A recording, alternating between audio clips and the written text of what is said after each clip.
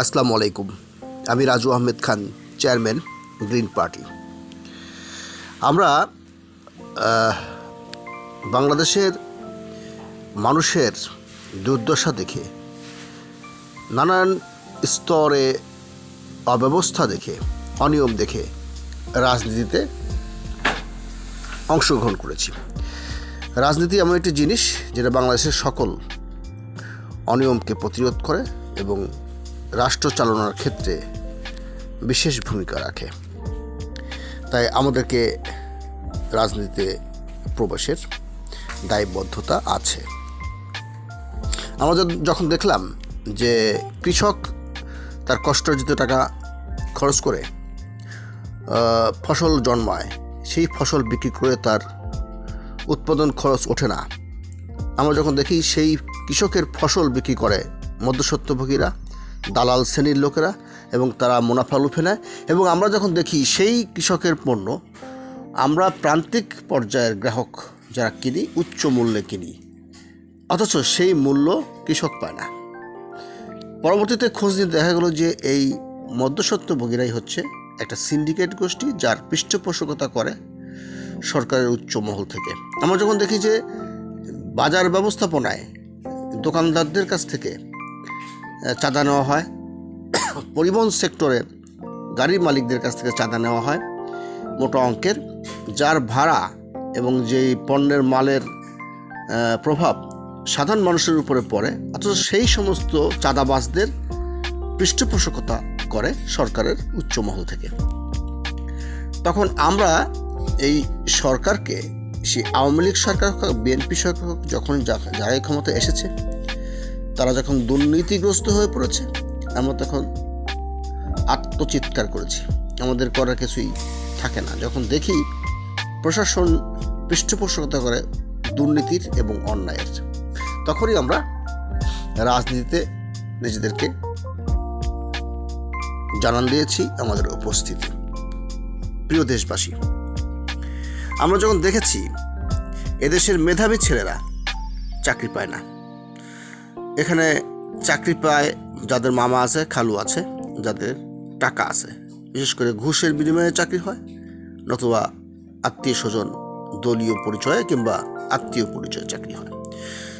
যখন বাংলাদেশের সরকার ব্যবস্থার মধ্যে কোনো মেধাবী ছেলেরা ঢুকতে না পারে, মেধাবীরা ঢুকতে না পারে, তখন সেখানে অযোগ্যদের ভিড় বাড়ে এবং এতে দেশ অচল হয়, যার বাস্তব দৃষ্টান্ত আপনারা দেখতে পেরেছেন। এরকম একটি আপাদমস্তক দুর্নীতিতে নিমগ্ন হয়েছিল বিগত সরকার, তার পরিণতি কি আপনারা দেখতে পেরেছেন। বাংলাদেশ দ্বিতীয়বার স্বাধীন হয়েছে, কিন্তু আমাদের এই মুক্তিযুদ্ধ এখনও থামেনি, এখনও দ্রব্যমূল্য নিয়ন্ত্রণে আসেনি, এখনও দুর্নীতি পরাস্ত হয়নি, এখনও সন্ত্রাস ঠান্ডা হয়নি। এর কারণ হচ্ছে দেশে একটি রাজনৈতিক সংস্কৃতির পরিবর্তন আনা দরকার এবং দেশের কালো টাকা এবং পেশিশক্তি মুক্ত নির্বাচন ব্যবস্থা প্রতিষ্ঠা করা দরকার।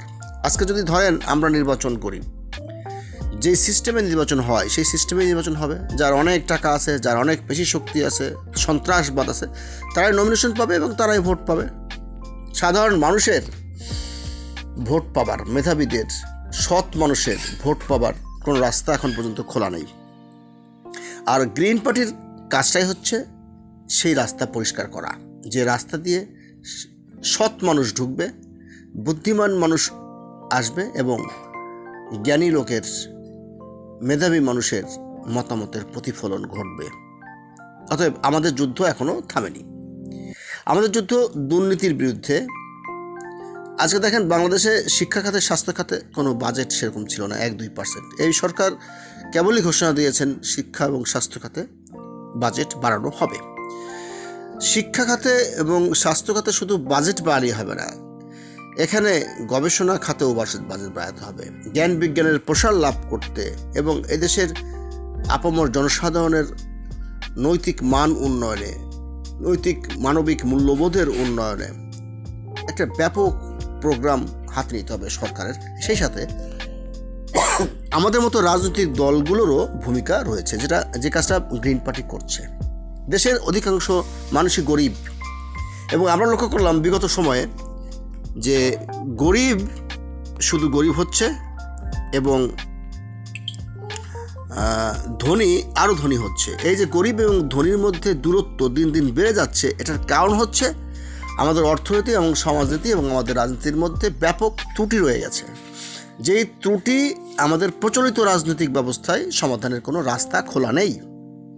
তাই আমি বলছি গ্রিন পার্টির সকল ভার্চুয়াল শাখা, জেলা, থানা, সকল শাখার নেতাকর্মীকে বলছি যে আপনারা শুধু বৃক্ষরোপণ করলেই হবে না, বৃক্ষ পরিচর্যা করতে হবে, বৃক্ষকে বড় করতে হবে এবং এই যে মানুষের মনন, মানুষের মগজ, মেধার উন্নয়ন সাধনে যে বৃহৎ বৃক্ষ মহিরুহ, সেটাকে প্রতিষ্ঠা করতে হবে। প্রথম কথা বলতে হবে মিথ্যা বলা মহাপাপ এবং সৎ পথে চলা এবং অন্যকে প্রতিশ্রুতি ভঙ্গ না করা।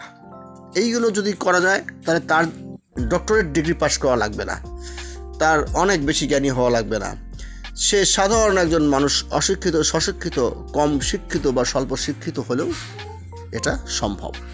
তাই আসুন আমরা প্রতিজ্ঞা করি, আমরা সত্যি কথা বলবো, আমরা সৎ পথে চলবো এবং আমরা প্রতিশ্রুতি ভঙ্গ করব না। তার পরবর্তীতে আমি আমার পরের বক্তব্যে গ্রিন পার্টির পরবর্তী কার্যক্রমগুলো আপনাদেরকে বুঝিয়ে বলবো। আপনারা যদি সত্য প্রতিষ্ঠা করতে চান, আপনারা যদি মানুষের সত্যিকার কল্যাণ আনতে চান এবং সাম্যবাদ প্রতিষ্ঠা করতে চান তাহলে, এবং ধনী দরিদ্রের বৈষম্য কমাতে চান, দূরত্ব কমাতে চান, তাহলে গ্রিন পার্টিতে যোগ দেওয়া ছাড়া কোনো বিকল্প নাই। কারণ গ্রিন পার্টি শুধু তার দূরদৃষ্টি সম্পন্ন চোখ দিয়ে দেখতে পেরেছি যে এই দেশের মানুষের আর্থসামাজিক উন্নয়ন করতে হলে কী করতে হবে।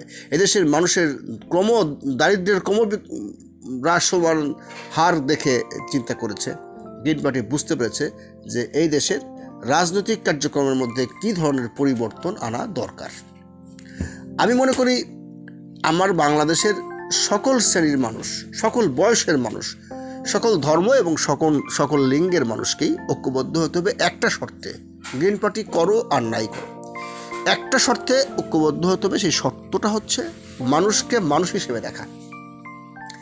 মানুষকে মানুষ হিসেবে দেখার অর্থ হচ্ছে যে এখানে ধর্ম, এখানে লিঙ্গ এবং এখানে দল দিয়ে কাউকে বিভক্ত করা যাবে না, বা ভাষা। মানুষের রক্তলাল, তাদের দুঃখ অনুভূতি, তাদের ব্যথা পেলে যেমন কষ্ট পায়, আনন্দে হাসে, এই বিষয়টাকে উপলব্ধি করতে হবে। এবং মতভেদ থাকতে পারে, কিন্তু মত প্রকাশের স্বাধীনতা যে আছে এটা বোধগম্যের মধ্যে যেন কোনো দ্বিমত না থাকে। আপনারা ভালো থাকবেন, আবার আগামীতে কথা হবে এবং এই কথাগুলো সারা বাংলাদেশের সকল হোয়াটসঅ্যাপ মেসেঞ্জার গ্রুপে আপনারা ছড়িয়ে দিবেন। আমি রাজু আহমেদ খান, গ্রিন পার্টির চেয়ারম্যান। সবাইকে আন্তরিক অভিনন্দন এবং শুভেচ্ছা। আসসালামু আলাইকুম।